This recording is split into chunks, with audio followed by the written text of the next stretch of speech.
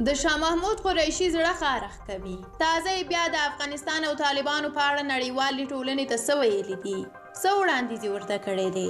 دا چې ذبیح الله مجاهد بار بار هغه ته ویلي دي چې د افغانستان په چارو کې لاسوهنه مه کوه خو هغه نه پوهیږي. اوس چې تازه بیا څه ویلي دي دا درته په دې ویډیو کې وایم، خو ویډیو تر اخره وګورئ.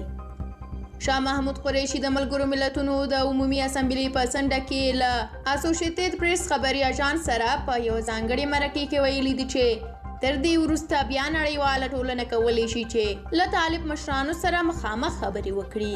نوموړي وویل که چیرې هغوی یعنې طالبان توقعات پوره کړي نو دوی ته به هم اسانه شي چې په رسمیت وپیژندل شي.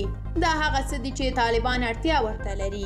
قریشي زیاته کړه خو په عین وخت کې نړیواله ټولنه هم باید وپوهیږي چې څه بدیل لري، نور کوم انتخابونه لري. طالبان اوس یو حقیقت دی او له حقیقت څخه سړی سترګې نشي پټولی.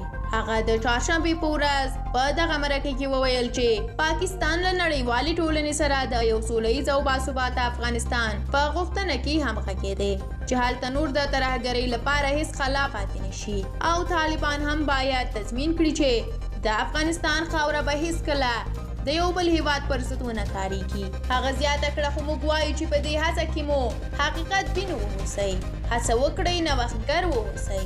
تر اوسه مو چې له هغوی سره د چلن کومه لاره خپله کړې وه هغې کار نه دی ورکړی.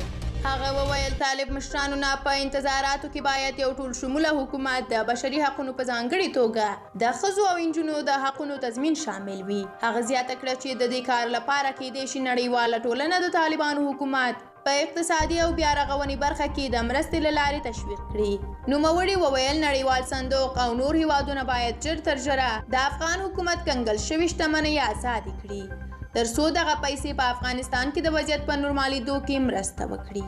نوموړي ژمنه وکړه چې پاکستان چمتو دی له طالبانو سره د تماس د کانالونو په پرانیستلو کې رغنده نقش ولوبوي چې دا هم له سولې او ثبات سره مرسته کوي. پاکستان چې له افغانستان سره اوږده پوله لري دې ته لیوال دی چې په افغانستان کې بدلون چې هغه هر ډول وي پاکستان ته ترې باید ګواښ متوجه نشي چې د قریشي په وینا دغه څه یوه ثابت او سنجول شوي چلند ته اړتیا لري. قریشي زیاته کړه په دې موخه دواړو لورو ته واقع بینانه ارزونه او نظر باید موجود وي چې دا به په پای کې په رسمیت پیژندنې ته لاره هواره کړي.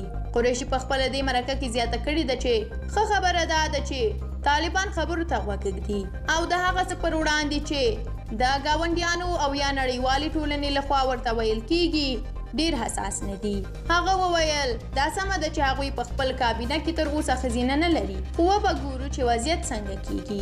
قریشي وړاندې وایي زما په آن هغه څه چې نړیواله ټولنه یې کولی شي دا دی چې په ګډه سره کینې او یو تګلاره رامنځته کړي. که چیرې طالبان د هغوی انتظارات پوره کړي نو نړیواله ټولنه به ورسره د هیواد په باثباته کولو کې مرسته وکړي. هغه وویل زما په آن په دې ډول یوې تګلارې سره به نړیواله ښکیلتیا ډېره رغنده وي. د یادونې وړ ده چې څه وخت مخکې د طالبانو ویان ذبیح الله مجاهد قریشي ته ویلي و چې د افغانستان په چارو کې د لاسوهنه نه کوي، خو دغه قریشي دی چې څړې خارښ کوي او هر وخت د افغانستان په اړه خبرې کوي. تاسو هم په دې اړه خپلې خبرې، نظر، انتقاد را سره کولی شئ په کومنټ کې شریک کړئ. موږ ستاسو نظر، انتقاد، پیشنهاد په پوره حوصله لولو. تر بیا زموږ د یوټیوب چینل د راتلونکو ویډیوګانو په تمه اوسئ.